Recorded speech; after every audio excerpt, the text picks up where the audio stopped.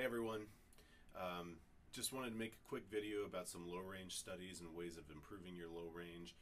I've noticed in some of my incoming freshmen and also in some of the high school students that I've been teaching, they really haven't had to play in their low range very much. They've been playing principal in their high school bands or in orchestras.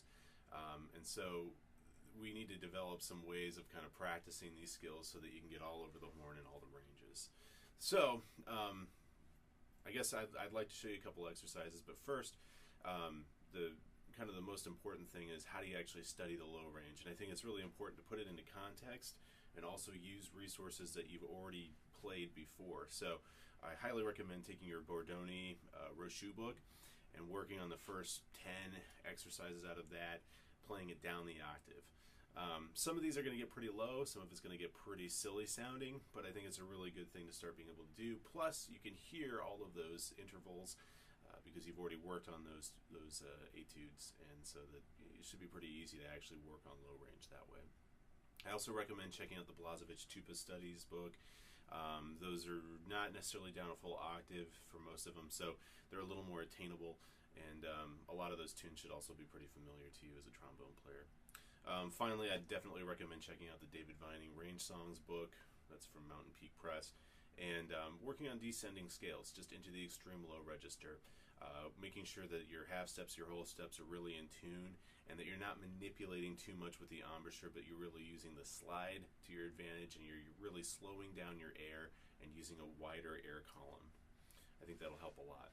Some things, some of these ideas that I'm going to be describing, they come from some of Norman Bolter's books, some of Jonathan Allen's teaching as well. So they're not necessarily brand new, and there's lots of resources for all of this stuff. One of the things that I think is really important is you do have to drop the jaw to play in the low range, but it's not this extreme jaw drop. I know that one of the problems that I found in my playing was that I was actually dropping too far, opening up too wide, having such a large cavity and wide airstream that I wasn't able to actually focus my embouchure on a certain note or on a certain pitch. One other thing that's really possible that can happen is the aperture, the lips actually open up too wide when you drop the jaw, and then it's not possible to buzz. So remember that just because you're playing in the low range and your lips are relaxed in the center of the aperture so that you can get a slower buzz from your slower, wider air column, that doesn't necessarily mean that they're far apart. If they're too far apart, you won't get any buzz at all. It's a difference between doing this and doing this. So, something to think about when you're actually approaching the inside of the mouthpiece. Again, I try to just use as little change as possible when I go into the low register. So, what my goals are when I'm warming up are to figure out what that should feel like and how it can feel that way without doing major jaw changes or major embouchure aperture changes.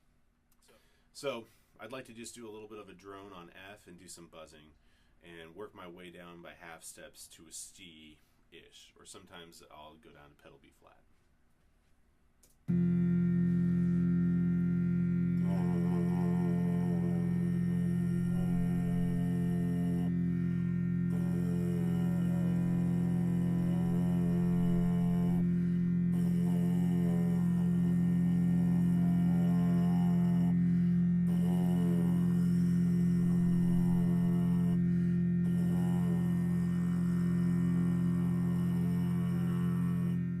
Things to notice while that's happening.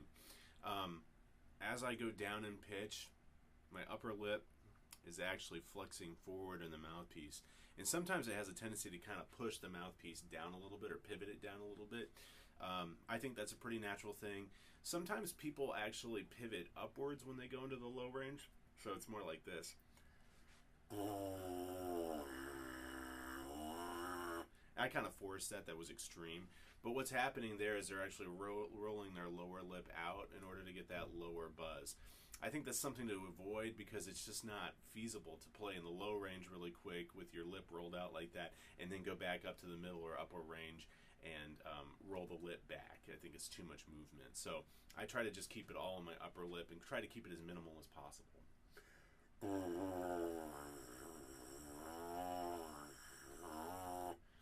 It's an extreme pivot, but just to show you. So hopefully that helps with the mouthpiece buzzing. What I like to do is make sure that I can buzz the note I'm actually aiming for. It may be extreme. The other thing that you can do is actually put this on an inspirometer just to give yourself a little bit of resistance and make sure that you're actually moving air past the embouchure and it's not cut off by the teeth like this.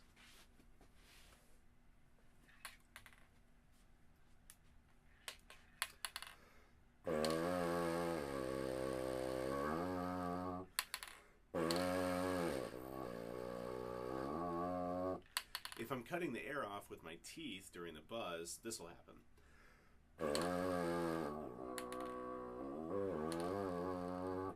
So watch out for that sort of thing too. So the second of the 4 exercises that I like to do is play starting on a B flat and working my way down second partial to a second partial F in 6th position.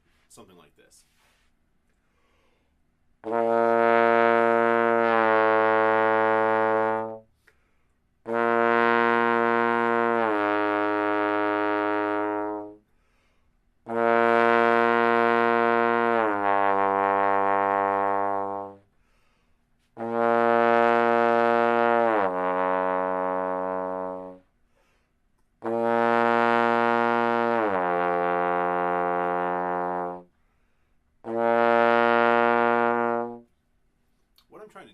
I'm trying to just keep this as natural as possible and let the slide actually do the pitch change. It's not 100% for me, but it's pretty close. And then I'll do that all the way down to an F, breathe in through my nose, articulate the F, take a second, breathe in through my nose, bring my slide back to first position and use the F side to play the F.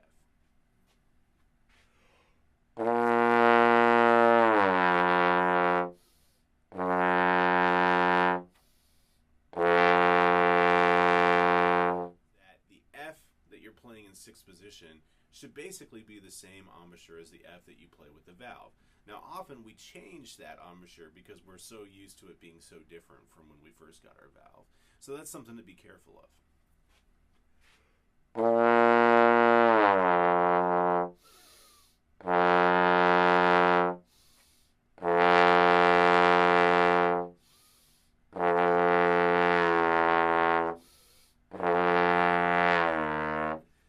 Try doing the same exercise down in the second partial with the valve down, and you can breathe in through the nose just to try to keep the aperture and the embouchure all the same. And then you can add in breathing through the mouth like you normally would when you're playing.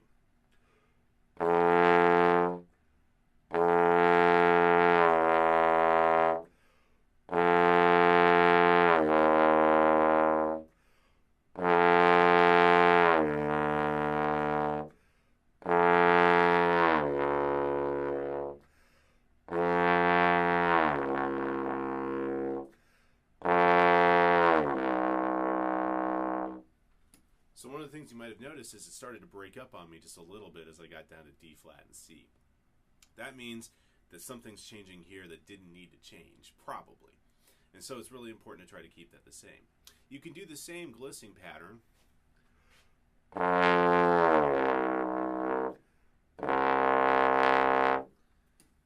I often lose track of my intonation when I do it like that, so I like to do it by half steps, kind of in the Remington style. The other thing you can do is add a drone.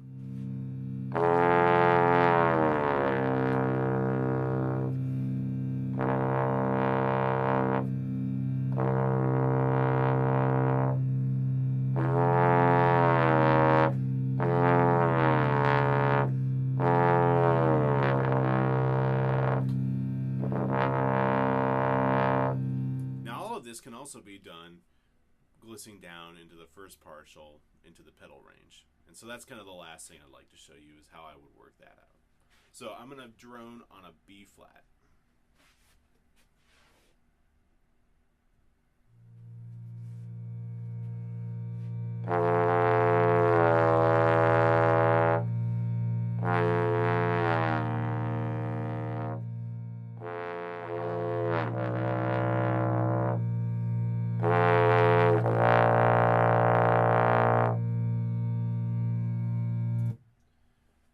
I do that exercise, what I'm trying to do is, again, the most minimal change I possibly can into the pedal range.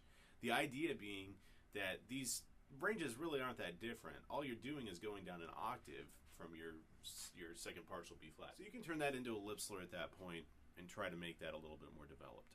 So I hope these are just a couple of exercises that can help out with some of this low range stuff. Again, this is specifically for students that I've been working with at the high schools, or a couple of students that I've been working with here at the UL studio to help develop these exercises. So thanks again, and hopefully this helps.